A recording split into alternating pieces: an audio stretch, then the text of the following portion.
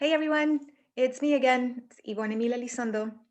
Um, right, it is snowing where I'm at. Like we don't get a lot of snow where I'm at, so I am a very happy gal. I don't know, the snow just makes everything so peaceful and calm and quiet, and I I really enjoy the snow. And we're going to enjoy the snow because this week, from the 10th, January 10th to the 16th, is has the potential to be pretty bumpy. Not gonna lie to you. Okay, I did mention in my previous video that the first 2 weeks of January, just of 2021, just start off with a bang, and we're hitting the second week. So let's get into it. The moon really is the theme of this week, along with other things going on. But the moon is an activator, right? So whenever it travels around the zodiac and it comes in contact with the various planets, it tends to activate that particular manifestation and expression of those planets. Okay, so the moon, since it travels around so quickly, 28 and a half days to go around the zodiac, it tends to be an activator. But it really starts off on Sunday with the moon and Neptune, the planet of, either idealism, spirituality, or intense fogginess and just like not being able to see. The moon, our perception, our emotional default response, connects in a kung fu fighting type of way. And so you may feel like you're not really either getting the truth. You may feel like you're not sure which direction to go or how you're feeling. There may be a sense of fogginess, or wearing your rose-colored glasses and they're totally crooked. And speaking of, I don't know how you see through these things because they're like really filthy. But anyways, so, or your glasses may be filthy. Oh my God, that's perfect. Okay, so Sunday you may feel like you're kind of not getting a clear picture of either how you're feeling or perspective. Okay, that's Sunday. But we move on into Monday, and Monday, the moon moves into Capricorn. And the moon is a detriment. It doesn't do well in Capricorn. I have Capricorn moon. I should know that the moon is not happy in Capricorn. But well, the reason why is because the moon is like the waxing and waning of emotions, right? It's fluid, it's emotional. We have a variety of emotions throughout the day. And Capricorn is structure. It is like a building. It's like not movable. It's not going anywhere. So imagine trying to, I don't know, get water through to move through like a rock. Like it doesn't work very well, right? So the moon doesn't do very well in Capricorn. However, the moon does come into a really pretty trine. It's ballroom dancing with Mars. That's in Taurus. So those are two earth signs, right? Capricorn and Taurus, two earth signs. So we have this fluidity between the moon and wanting to get things done, right? So although the moon may make you feel, in Capricorn anyways, may make you feel like you're not productive enough, or feel like you have to really invest in doing in order to, feel accomplished. On Monday, that Mars in Taurus says, relax, you got this, it feels good. Okay, so there's a sense of positive productivity that may come about on Monday.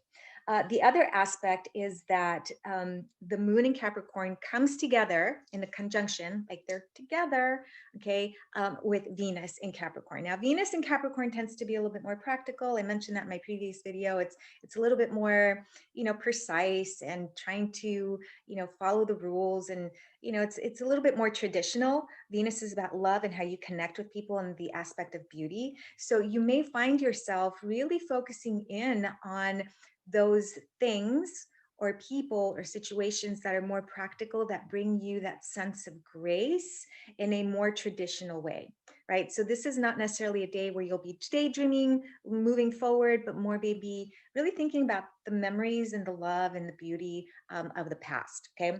The other aspect is that the moon makes a really pretty trine again with Uranus in Taurus, and Uranus is about sudden change or doing things in a unique way. And when the moon and Uranus connect in this way, it's more about finding uniqueness in that situation or with those people, right? So it's a really enjoying the moment kind of activity. All right, so now I'm going to move into Tuesday and Wednesday of this week. Now I'm going to share my screen because this is really the theme of what we are working with this week.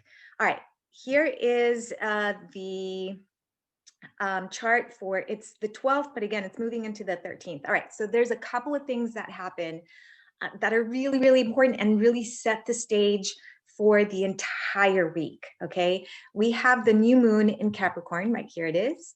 New moon right here in Capricorn, there's Capricorn, all right? So the new moon in Capricorn can be, you know, a time of reflection. It's a winter moon. It's really about bringing in a lot of the aspects of, you know, productivity, again, really trying to help, you know, determine how to move forward, what your plans are going to be. It's very structured.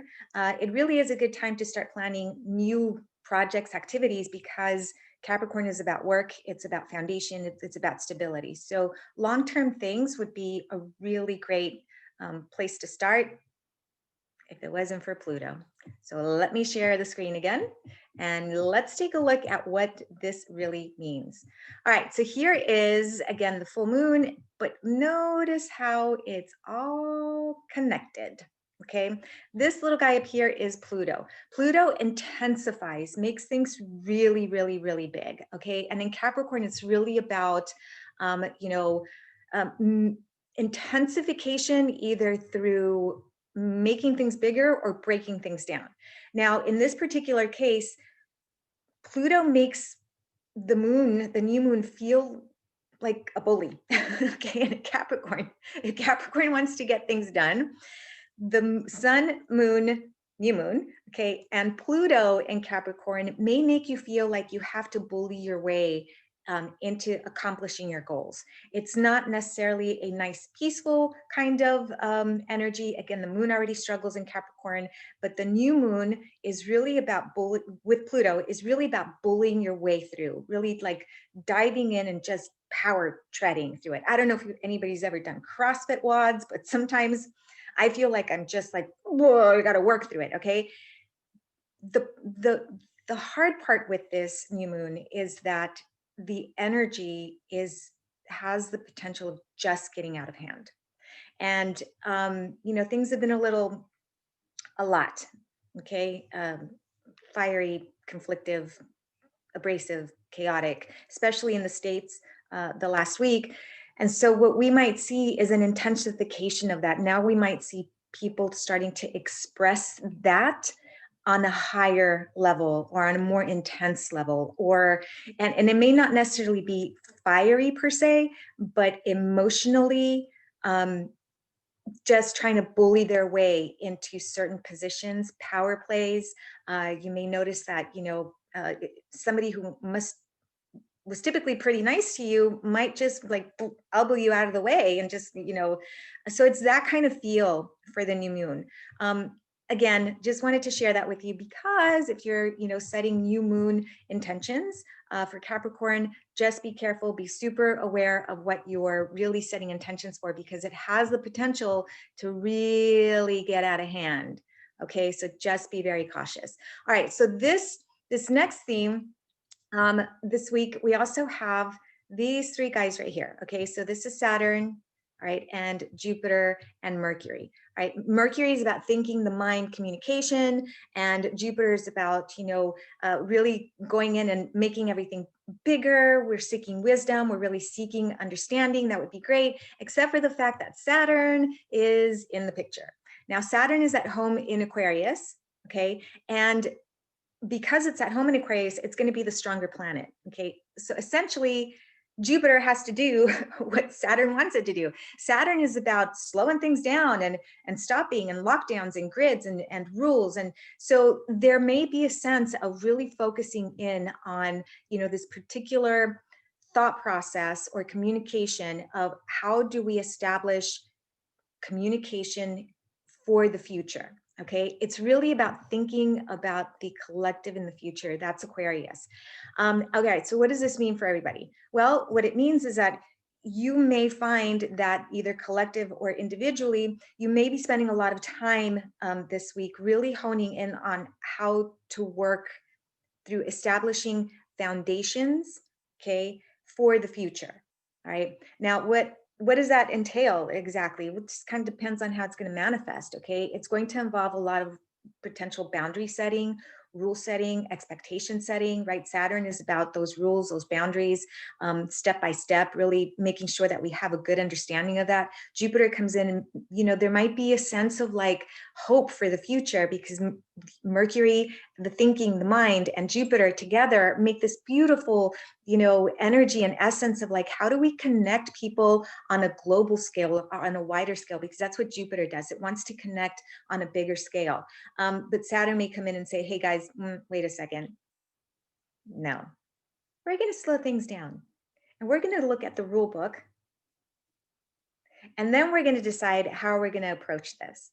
So you may find that you get like bogged down with ideas and you want to act on them, and then you can't because you have to go through Saturn and the rule book. All right. So just be cautious. There may be pushback on, you know, the 13th. And here's where it gets a little bit more tricky and you may feel like you're spinning your wheels. Okay. We have all of this energy. So I'm going to share my screen again. All right. So we have all of this going on, right? The new moon was just, you know, a whole few hours before that. And then we have the Saturn and Jupiter and Mercury and Aquarius. And you see all of this. Yeah, that's a lot of speed bumps, like a lot of speed bumps. Okay. This is the theme for the week. And that's why I'm saying it's going to be a bumpy week. All right. All of those planets come together, okay, in a martial arting against ninja fighting, okay, abrasive way with Mars. Mars wants to get things done, okay, in Taurus. It's not a fast energy in Taurus. It's actually kind of sits back, takes a look at things, and then says, got it, now I'm going to take action, okay? Uranus comes in and shakes things up. So we may feel like wanting to do things in a really, you know, rushed sort of way, but Taurus is like, no. And Taurus is bossy. Like, I'm Taurus rising. I'm gonna let you know I'm bossy. And all of you friends out there, you know, I'm mean well when I'm bossy. But anyway, so we have this Taurus energy that says, yeah, don't boss me around. And then we have this Aquarius energy that says, oh yeah, you're going to do what I want you to do. And then Taurus says, no, that's not exactly how it's going to work. And, you know, the air in Aquarius is like, oh, let me show you how it's going to work. I got a step by step on how to do this because Saturn is in my house. It's in my zodiac. Again, you may feel like there is a pushing back and forth this week in regards to tradition or rules and wanting to break the rules, wanting to do things in a unique way that make you feel comfortable. That's Mars, you know, conjunct Uranus and in Taurus, and then Saturn again, you know, Jupiter, Mercury, like, yeah, no, that's not going to happen. All right, but we do have a bit of a saving grace going back to my, you know, to my chart here, because I always try to find some strength, right? Wherever we're at, no matter how bad it is or how challenging it might look, we have Venus in Capricorn, and she's really connecting beautifully. You see this blue line is like they're ballroom dancing, and Venus is my ruling planet because I'm Taurus rising. And anyways, so Venus comes in and connects, you know, really pretty with these two planets. So there may be an opportunity to tap into the grace of the situation. And what I mean by that is really taking a step back and looking at the connection or the essence of how you want to connect this week. You have the option. You can move like, you know, Saturn, not moving very quickly, or Mars, wanting to get things done, or you tap into Venus that says, I got this. That's Venus. Okay. All right. So that's really what we're looking at for Wednesday. And then Thursday, the moon connects with Mercury in Aquarius. And so it activates all of that Saturn energy, Jupiter energy. And so that's the day that you may feel like, yeah, we got to get things done. Like we have to start these initiatives and we have to really start rebuilding, and we have to, you know, we're in a hot mess here and the breakdown happened and now we need to rebuild. And again, you know, Mars in Taurus is like, let me think about it, because Taurus is not a fast moving energy. It's going to take me a while to get off the couch, honestly. Like if you invite me somewhere, you better let me know like 2-3 days ahead. because it's going to take me that long to get ready. All right. And then on Thursday, the 14th, Uranus in Taurus stations to move direct. Okay. So this is a forward moving energy. So it's about bringing change for the future. It's about a planet moving direct is now functioning the way it should. It's really tapping into its essence. And in Taurus, Uranus is going to be in Taurus for another 4.5 years.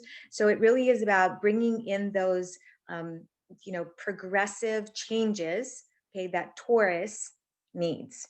And Taurus is home, comfort, the value system. It could also represent money. So we may see a change in our monetary, ways collectively. Okay, so that's Thursday. And then Friday, we have the moon enters Pisces, and the moon in Pisces is poor souls with moons in Pisces. Like, y'all are so loving and gracious and can be so spiritual, but man, that moon can make you moody. Like, my brother has the moon in Pisces. And I got to tell you, I'm looking at my chart here. That's a little difficult for the moon in Pisces. Okay. But there's that grace to it as well. And I love using the word grace because it helps me, feel like I'm in the vibe. But anyhow, so this is actually a pretty good time. The moon connects really well with Mars in Taurus. So there may be the opportunity for really settling into those feelings about what you want to get done moving forward. Taurus is a consistent energy. It tends to want to ground. Obviously, it's Earth.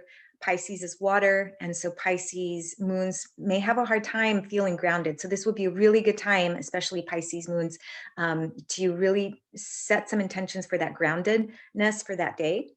And then, of course, we have Saturday, and the moon just kind of continues to soften things up on Saturday. It connects really well. And so you may start to feel a change coming towards the end of the week where, there was a lot of bumps along the way. The theme of the sun and Pluto and the new moon is going to last probably throughout the week. And then we have the theme of Saturn, Jupiter, and Mercury in Aquarius squaring Mars and Uranus in Taurus. And so it's kind of bumpy, but towards the end of the week, you may start to feel a little bit more collected and a little bit more, savvy and into your feelings.